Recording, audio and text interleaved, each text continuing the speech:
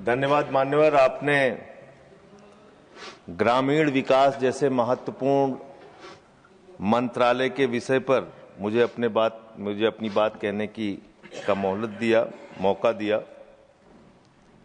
मान्यवर, मैं अदम गोंडवी जी की चंद लाइनों से अपनी बात शुरू करना चाहता हूं कि तुम्हारी फाइलों में गांव का मौसम गुलाबी है, तुम्हारी फाइलों में गांव का मौसम गुलाबी है, मगर ये आंकड़े झूठे हैं, ये दावा किताबी है।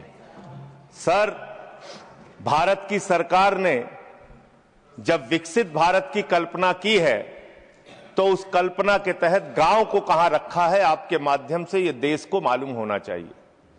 हमारे टोटल बजट का भारत सरकार ने जो पूरा बजट 2026 और 27 के लिए प्रस्तुत किया मान्यवर, उसका मात्र 3.6% बजट ग्रामीण विकास के लिए रखा है। यह स्पष्ट करता है सरकार की मंशा को, यह बताता है कि ग्रामीण विकास के लिए आपकी सोच क्या है, ग्रामीण व्यवस्था को आप कैसे संचालित करना चाहते हैं, कितना विकास वहां पर करना चाहते हैं। मान्यवर, बहुत सारी योजनाएं गांव के विकास के लिए चलाने का दावा सरकार की ओर से किया जाता है। उसमें से एक प्रमुख योजना है जिसका ढिंढोरा भारत की सरकार बार बार पीटती है, जल जीवन मिशन, जल जीवन मिशन, हर घर जल की योजना, हर घर जल की योजना। वो जल जीवन मिशन क्या है मान्यवर, जिसके ऊपर आप लाखों करोड़ रुपए अब तक खर्च कर चुके हैं। गांव गांव में पाइप से पानी पहुंचाने के नाम पे लोगों से आप पैसा लेंगे, वहां की जनता को मीटर लगा के पैसे की वसूली करेंगे, जो व्यवस्था पहले नहीं थी। उसके बाद आपने गांव गांव में सड़कों की खुदाई कर दी। जो ग्रामीण व्यवस्था के अंदर जिला पंचायत से सड़क बनी थी, ग्राम सभा से सड़क बनी थी, जो गांव के विकास के लिए पैसा लगा था, उसको जल जीवन मिशन के तहत सड़कें खोद के, गांव के रास्ते खोद के उसको बर्बाद करने का काम किया गया। तो जल जीवन मिशन जन जीवन को अस्त व्यस्त कर रहा है। एक तो ये उस मिशन की खासियत है जो सरकार को सोचना और जानना चाहिए। दूसरी बात मान्यवर, मेरा तो कहना छोड़ दीजिए, भारतीय जनता पार्टी के एक विधायक है ब्रजेश राजपूत जी, उन्होंने उत्तर प्रदेश के सरकार के मंत्री का घेराव किया। मान्यवर, अरे मान्यवर, देश का सबसे बड़ा राज्य है, उसी राज्य से आप भी आते हैं, हम भी आते हैं, उसी राज्य से आप भी आते हैं, हम भी आते हैं। तो अगर एक भ्रष्टाचार के मामले में कोई जानकारी आपके माध्यम से मैं दे रहा हूं तो जानना चाहिए मान्यवर आपको। मान्यवर, रूरल डेवलपमेंट के नाम पे इस जल जीवन मिशन में गांव गांव में टंकियां बनाई गई। उन पानी की टंकियों की हालत जाकर देखिए।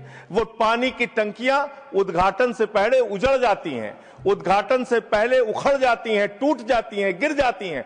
5-5, 10-10 करोड़ की टंकियां, पाइपलाइन जो है वो टूट जाती है। तो मैंने तो इसका मामला सबसे पहले उठाया था, तब सरकार ने हमारी बात नहीं सुनी, कई मुकदमे मेरे ऊपर उल्टा करा दिया। लेकिन इनके एक विधायक ने मान्यवर अपने ही मंत्री का घेराव कर लिया ब्रजेश राजपूत जी ने, और बीजेपी के विधायक ने कहा कि इस योजना में जबरदस्त भ्रष्टाचार है। इसलिए ये योजना भ्रष्टाचार की भेंट चढ़ चुकी है। दूसरी बात आते हैं, आपने गांव के अंदर जो तमाम और स्कीम शुरू की है और उसकी हकीकत क्या है, कितना बजट निर्धारित किया, कितना खर्च किया। आपने मान्यवर मनरेगा के तहत 25-26 में 86,000 करोड़ रुपए निर्धारित किया था बजट में, और इस बार 26-27 में आपने 88,000 करोड़ रुपए मनरेगा के लिए निर्धारित किया। जब आपने 86,000 करोड़ रुपए निर्धारित किया तो आपकी गारंटी थी 100 दिन की। जब आपने 88,000 करोड़ रुपए निर्धारित किया तो आपकी गारंटी है 125 दिन की, और आप कह रहे हैं हम 60% भागीदारी करेंगे। पिछले कई वर्षों से, जब से प्रधानमंत्री नरेंद्र मोदी जी बने हैं इस देश के, और जब से भारतीय जनता पार्टी की सरकार है, मनरेगा की स्कीम में इस सदन के अंदर मैं पूरे जिम्मेदारी से बोलना चाहता हूं, एक भी साल में 50 दिन से ज्यादा आपने रोजगार नहीं दिया। मनरेगा स्कीम को आपने मारने का काम किया, खत्म करने का काम किया, और उसके बाद आपने कह दिया 40% राज्य सरकारों की हिस्सेदारी होगी। जो राज्य सरकारें ज्यादातर घाटे में चल रही हैं, चलिए वो भी आपने कर दिया जो आपको करना था। आपने स्कीम पास कर दी जी राम जी की, लेकिन मुझे आप जरा कृपा करके बताइए, आपके हिस्से का 125 दिन के हिसाब से रुपया बैठता है मंत्री जी 2 लाख करोड़ रुपए। तो आपने तो निर्धारित ही 88,000 करोड़ रुपए किया है। तो आप इस स्कीम में क्या सोचते हैं, क्या आपकी योजना है और कितना आप बजट निर्धारित करना चाहते हैं? यानी कि आपकी मंशा ही साफ नहीं है कि आप मनरेगा स्कीम को गांव-गांव तक चला सके। इसके बाद मान्यवर आते हैं, एक मिनट माननीय मंत्री करना चाहता हूं कि जब मैं बोलूं तब आप सुनने जरूर उपस्थित रहना, बोल के चले मत जाना, एक एक चीज का जवाब दूंगा।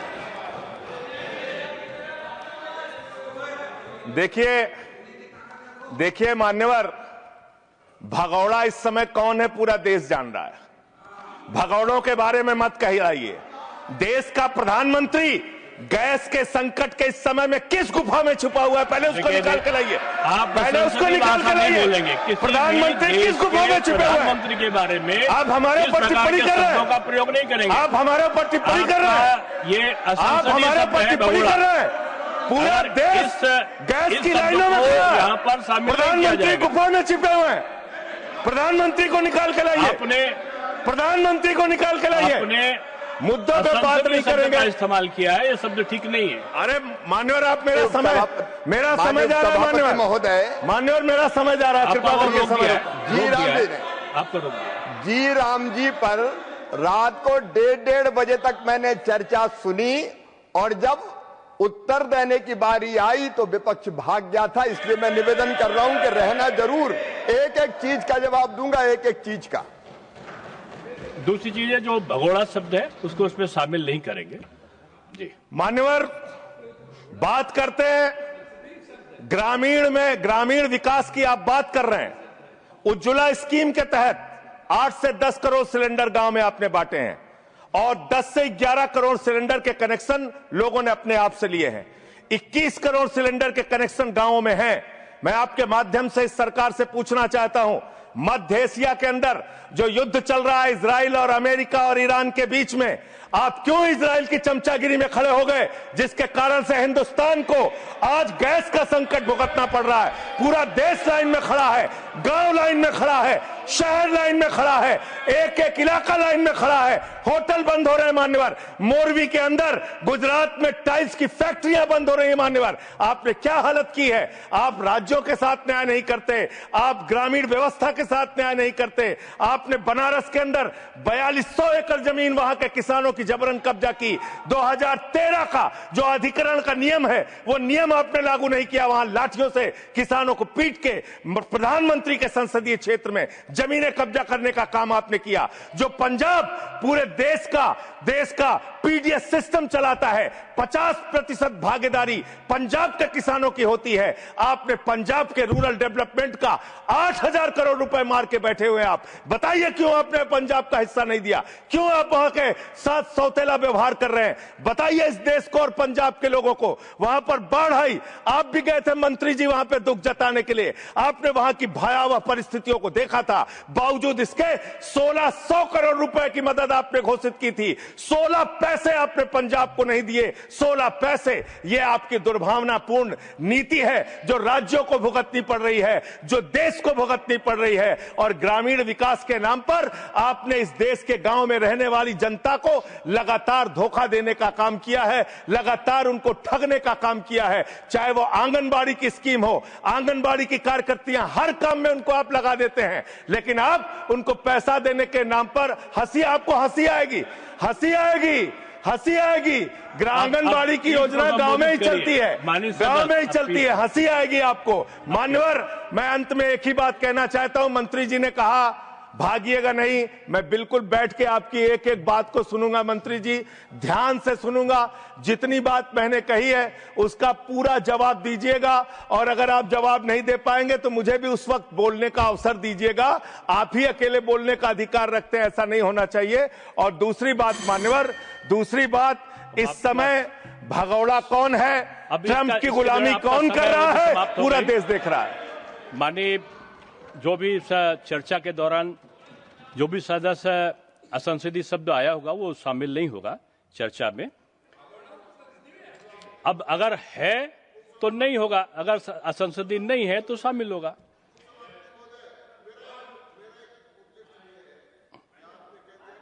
नहीं आएगा, लेकिन आजकल जो व्यवस्था है वो दूरसंचार के माध्यम से चली जाती है, इसलिए ये भी व्यवस्था होनी चाहिए कि जिसको रिकॉर्ड में नहीं लिया है वो बाहर भी नहीं जाएगा। अब आपने किस चीज को कहा? जिस चीज को सारी व्यवस्था करेंगे, जेल के शिक्षकों में रहोगे और रहे और रहोगे। नहीं बोल सकते, आप सीधे बात नहीं करेंगे माननीय सदस्य, आप सीधे बात नहीं करेंगे, आप सीधे बात नहीं करेंगे। आप पीठ को संबोधित करिए, आप पीठ को संबोधित करिए। ये आमने सामने बहस का मुद्दा नहीं है। आप संसद में हैं माननीय संजय सिंह, माननीय सदस्य, आप पीठ को संबोधित करिए। आप इस तरह से बात नहीं कर सकते। Next speaker Shri P Sunil ji. देखिए, मैं माननीय सदस्यों से अनुरोध करूंगा कि जो चर्चा होती है उसमें शब्दों का संयम ये आवश्यक होता है। आरोप लगाने पे मनाही नहीं है, लेकिन आरोपों की भी एक सीमा होती है शब्दों की, उसका पालन करना होगा। और जो इस प्रकार के शब्द आए होंगे जिनमें आपत्ति हो सकती है वो सम्मिलित नहीं होंगे। और दूसरा एक और अनुरोध साथ में है कि हम लोग सोशल मीडिया का, जैसे आपने जिक्र किया, सोशल मीडिया पे हम लोग जो यहाँ पर वक्तव्य होते हैं उनको देते हैं और किसी व्यक्ति विशेष के बारे में हम कुछ विश्लेषण लगाते हैं तो वो वहाँ पर उपस्थित नहीं होते। लेकिन सोशल मीडिया में जब वो चलता है तो कभी माननीय प्रधानमंत्री जी सुनते हुए दिखाई पड़ते हैं, कभी गृह मंत्री। मैं समझता हूँ ये उचित नहीं है। संसदीय व्यवस्थाओं के अंतर्गत वो वही होना चाहिए जो सदन में मौजूद हो। Next Shri P Murmu.